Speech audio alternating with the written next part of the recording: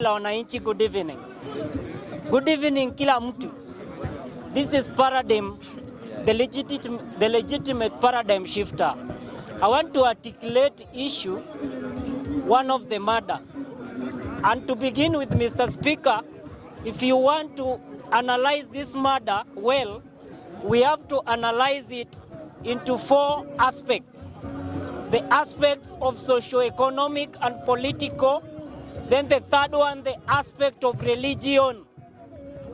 Mr. Speaker, number one, we have to know the root cause of this, and we have to know the foundation on which our country, Kenya, is built on. And to begin with, Mr. Speaker, I hear you mentioning identification card. And today, let me say this for the benefit of doubt. If you look at our identification card keenly and avidly, iko na nyoka. Go look your identification card keenly, iko na nyoka. So we are into this. And the only way we can come out of this, Mr. Speaker, is just to go back to God. But we are into this. ID yetu ya kwanza, I want to reveal to Kenyans today, ID yetu ya Kenyans ilichenjiwa na Moi 97, if you know the history. Now where ID is being made, ID zetu za Kenya is being made underground of the NHIF building, underground, where the devil is being worshipped. And that's why iko na hiyo nyoka. And Kenya is a symbolism of diabolatry, Mr. Speaker.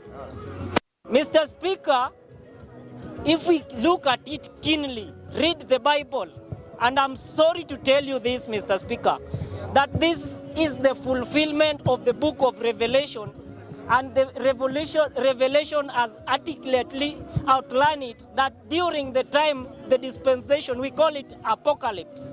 Apocalypse is the destruction of the world. We are in the end times, and this is why these things are being enrolled. When we talk about the maisha number being given to kids, that is a symbolism of the cheap implanting. Cheap implanting, and the book of Revelation outline it keenly. Read it. If you read the whole book of Revelation has talked about during the apocalypse, the dispensation of the apocalypse, the cheap implanting, the 666, the number of the beast is being rolled, and this is rolling it plainly. Mr. Speaker, without fear of contradiction, let me say this. If you think that Africa as a whole is independent, the countries of Africa are independent, wrong. You are there, you are living a lie, Mr. Speaker. We are not yet independent because we are still being controlled by the cabals and the folks from outside the foreign countries. And that's why the folks and the cabals that put William Ruto into power, William Ruto must do their will, Mr. Speaker. If they tell William Ruto turn right, William Ruto will turn right immediately without questioning why, Mr. Speaker. No, that's true. These are the people who forced William Ruto crookedly into power. So they have to. The other time we witnessed King Charles was here in this country. And when he's getting back, he leaves billions of shillings, but with the condition that their wish must be fulfilled in Kenya, and we must buy it, Mr. Speaker. Mr. Speaker, if you can hear very well, and we were in this country when Obama paid us a visit, the main reason why Obama came to Kenya, we would wink that Obama came to Kenya with one reason, at the entrepreneurship summit. It wasn't an entrepreneurship summit. It was pure diabolatry, Mr. Speaker, the worshipping of the devil. Because Obama came with one agenda, and that's why Pope followed him. And when Pope followed him with an intention that all churches must be turned into Catholics, where the Catholicism, the idolatry are being practiced, Mr. Speaker.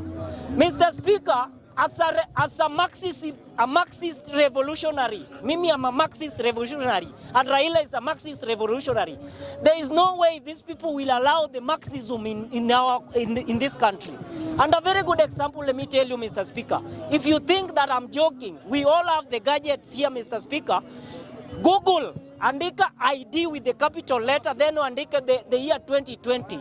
There is a whole history there. Go to the Google and read it. You are going to know how the billionaires of this world, they are trying to control the economy of this country through their devil worshipping. I'm telling you, we are into this and we must buy it unless you go back to God.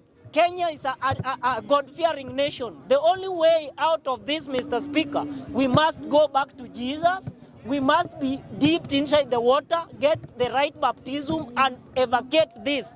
Because the 6-6 is being rolled out. And if you are not careful, if we cannot act swiftly, Mr. Speaker, we are into this because William Ruto is there to do the will of the West. And the will of the West, they are going astray, Mr. Speaker. So without fear of contradiction, I'm telling you, Kenyans, we must make a gigantic action by doing away with idolatry in this country.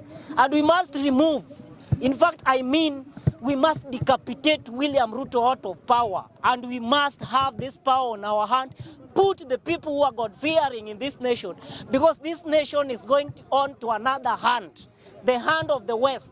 And that's why King Charles was here. That's why Obama was here. That's why Pope was here. When I say this, the Catholics, don't hate me. But this is a fact. Because it's a fulfillment of the book of Revelation during the dispensation of apocalypse, Mr. Speaker. Mr. Speaker, my last point will go straight to this, Mr. Speaker.